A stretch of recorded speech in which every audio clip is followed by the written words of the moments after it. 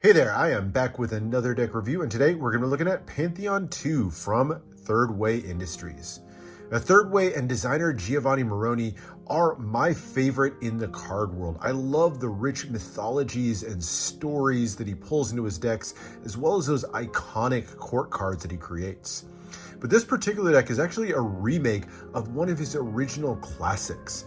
Back in 2016, he created this deck right here, affectionately known now as the Pantheon Original deck. And it features a mixture of beautiful colors with this purple and gold combination, just a striking set of foil on it, absolutely stunning deck. Of all the decks I have in my Thirdway collection, this one is right up there at the top as one of my favorites. So when I found out there was going to be a remake done in this blue color, I was all in. This deck, just like the original, focuses on the pantheon of ancient Greek gods. It was those gods, the 12 gods that lived on Mount Olympus and were said to rule over basically every aspect of the ancient Greeks' lives. Let's see how it comes together in Pantheon 2. All right, there's two different versions of the deck. The first one over here is the standard version. This one's called Pantheon Azure, Azure just being a shade of blue. And then the more limited version over here is called Pantheon Caelum. Caelum is the Latin word for heaven, so very fitting for a deck inspired by the gods. We're going to look at both decks in turn. There's a few differences that make the Caelum deck a little bit more luxury. But let's start out by looking at the standard tuck. Now this one has the same basic design elements as the original, but it's done on just a regular glossy stock, just kind of like a bicycle deck. So very standard feeling stock, no embossing, no foiling of any sort. It features though a mixture of gold and silver metallic inks for the design. Really striking set of colors, especially against that deep cobalt blue. You have the name of the deck, Pantheon, recurring design element down here in that 6-pointed star made up of the two interlocking triangles, and then just an explosion of different little bits of symbols and symbology just all the way around the deck. A lot of them are kind of tied to bits of Greek mythology, like the lightning bolts that we associate with Zeus or the sun that we might associate with Apollo. You also do get a little image of the Pantheon itself, that temple from ancient Greece that was a tribute to the gods. A series of borders in here, just kind of mixing up the color with some gold radial border here, evoking a feel of like a shining sun. And then what's called a meander pattern here on the outside. That's that kind of twisting line that continues around the border. So really beautiful, striking, highly detailed front to the tuck case. On the sides, you got the name of the deck again, Pantheon, with waves and meander patterns again. Same thing on the other side. Ad copy for Thirdway and USPCC, who printed this deck. The original was actually printed by Expert Playing Card Company. And then the top here just features the 4 suit pips and then more waves and meander patterns. Back here has a basically one-to-one depiction of the back design of the cards. We'll look at that in a second. And as you open up, no seal. You have more detailing on the inner flap here. The MMXX is Roman numerals for 2020 when the deck was created. And then another depiction of that 6-pointed star on the inner flaps here. So that is the tuck. There's nothing printed on the inside. Nice standard tuck. Lots of that classic artwork of Giovanni, but none of the frills or embossing you'll find with the next tuck that we're going to look at. But let's look at the cards, and we'll start with the back design. So it is just like we saw on the tuck case. Beautiful cobalt blue color. I really like that color. I think the longer I look at this deck, the more that color grows on me. I like the purple from the original, but I also like this blue. And the design is done in 2 colors of metallic inks. You have that gold and then this sort of bluish silver. Really striking contrast on this one. Now I will say, just comparing to the cards from the original, this is the card from the original Pantheon, and you can see the differences here. A lot of the same design elements, but the original was done on purple with that gold hot press foil. So not quite as crazy impactful when you look at this one, the metallic inks versus the foil, but still really striking. And I think that the 2 colors on here really help some of those details contrast out a little bit better. So while I think this is probably a more striking version and the one I prefer, this one I still like quite a bit. Lots of the same details we saw on the front of the tuck case, that six-pointed star again, some of those same symbols that we saw from the tuck case with the lightning bolts and things like that. Lots of symbols that are bits and pieces of all the different gods. And then that series of borders with the radiant pattern as well as that meander pattern finishes out with that nice thin blue poker border. So very nice back design. Now, one departure from the original. I'm going to pull back the original here. On the original, not only was the black back purple, but the faces were purple as well. Decision I really like. This one, though, Giovanni went with more of a player's deck feel. And so all of the faces are white. Gives you a little bit more contrast where you can see some of the details in the cards. I liked the rich feel of the purples, but this is a kind of a nice change of pace and looks good in its own right. All right, but let's take a look, and we'll start out with the 4 jokers on this one. And they're all done in the style of court cards, minus those pip and index in the corner. And they feature the first 4 of our mythological characters. These are not the gods of the Pantheon. Those are going to be reserved for the courts, but these are significant gods and goddesses in their own right.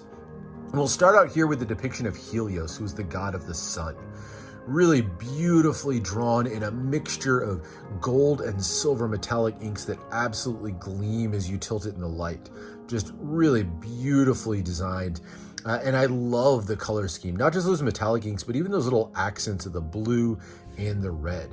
And Helios is easily recognizable by his huge sun shield there, and then the sun emblem on his spear. And I just love the shine of this one and those little pops of color to really help it stand out. So there's Helios on the first joker. The second joker is kind of the companion. So we had the god of the sun. Now we have the goddess of the moon, but not just the goddess of the moon, also the goddess of the hunt. This is Artemis. So she has the bow and arrow, the quiver of arrows slung over her shoulder there, showing her as the goddess of the hunt, and then the moon depicted on her shield. Yeah, nice little accents of silver. The silver hair is what really stands out on this one for me. All right, the next joker, this was the a stretch goal from the original campaign. This is a bit of a gaff joker. It's a 2-sided joker. You'll see it's a slightly different art on each side, but both of them depict Persephone. Persephone was originally depicted as, I believe, the daughter of Demeter, and was the queen of spring here on this side. So you can see the flowers growing up, very fitting for spring, kind of has that innocent look to her. But later on, she went on to marry Hades, the god of the underworld, and became the queen of Hades here on the other side. So a much more menacing look to her. Got red kind of really pops out in this one. The sword on the side gives a much more striking look. So sort of the 2 sides of Persephone on this gaff joker. And then the 4th joker is all new to this version. This one wasn't in Pantheon 1. Expert prints 1 less card in their deck than USPCC does, so that freed up the ability for Giovanni to create a 4th joker. And so for this one, he chose a very significant character named Prometheus. Prometheus is well known for stealing the secret of fire from the gods and giving it to man, for which he was punished. And so on this side, you'll see him standing there with that kind of proud look on his face, the abstract flames over his shoulder symbolizing how he stole fire. And then the other side, you can see him there with a little bit more dismayed look on his face after he was punished by the gods for having stolen fire. So 2 different looks at Prometheus. I like that joker quite a bit. I love the fire is a great look on this one. All right, but now let's get into the main deck, and we'll start with the aces. All 4 aces are power aces, and they're really beautiful. The black aces, the club and the spade, are done in more of a gold, silver, and blue feel to them overall, and they feature big, bold, and fairly abstract pips. The spade here, you can almost just barely make out even the shape of a spade pip, and it's just made up of kind of a conglomeration of all those same symbols we've seen. You have a small spade pip here at the bottom, you have that 6-pointed star, suns and lightning bolts, and all done in that beautiful gold and silver, and a nice background with that silver frame in the back. Whereas the club has these sort of tridents and staffs all around it to form that club shape. You turn to the red jokers, they're done in more of a red and gold. So whereas you didn't see much red or any red on the black cards, you'll see lots of red on here. You can see the heart and the diamond and the gold details all around, whether it be the musical instrument here on the diamond or the cup and swords on the heart. So there's your 4 big, bold, powerful aces. All right, the number cards are all custom as well. They feature these really nice custom pips. So there's your custom spade pip, has that little silver metallic accent in the middle, just giving you a little bit of extra detail. Nothing too over the top, but nice embellishment there. And then a silver frame in the background. You have that really thin index in the corner, squatty pip there, and then you have little tiny pips in the other 2 corners. So there are your spades. As you go through the rest of them, other than the kind of smaller custom pips there, pretty standard layout, nothing too special. There's the diamond. So now the silver background's been replaced with gold, but otherwise you have that classic red. So blue pips and red pips. So there's into your diamonds with that gold background. Then we'll switch back to the clubs with that custom. There's your custom club pips with the kind of 3 wheels there. And finishing out with the hearts, back to that red and gold combo. And like most Giovanni decks though, the real story is contained in the quartz. And the quartz here depict the 12 gods of Mount Olympus, the Pantheon itself. The main 12 gods, the leaders of them all, lived on the top of Mount Olympus, and they each had a different area they controlled. So here's the Jack of Spades, same style, that beautiful 2-way court design, pip and index in the corner. This one depicts Ares, the god of war, very menacing in full armor with the weaponry all around him, both the axe and the sword, and that determined look on his face. Done in that really great gold and silver combo. And then the Queen of Spades, this is Hera. She was the queen of all the gods and the husband to the King of Spades, Zeus, the king of the gods. Zeus wielded the power of thunder, so you can see the thunderbolts on his crown there as well. So there's Hera and Zeus as the queen and king. Now turning to the diamonds, we'll see a lot more splash of red as we get into these. This was always one of my favorite gods to see depicted. This is Hephaestus.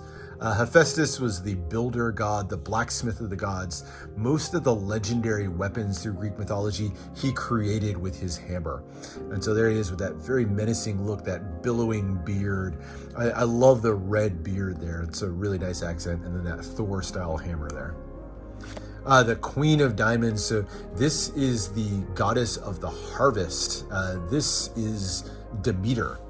Demeter, the goddess of the harvest, has the sun in the back and the plants and the grapes kind of adorning her crown there. So that's Demeter. The King of Diamonds is the god of music and art, as well as kind of a secondary god of the sun. This is Apollo, with his classic bow and arrow on his back, and then his lyre in his hands there, the musical instrument that he played. This one, again, I really like the depiction of the hair, that kind of flowing curls down in that brilliant silver.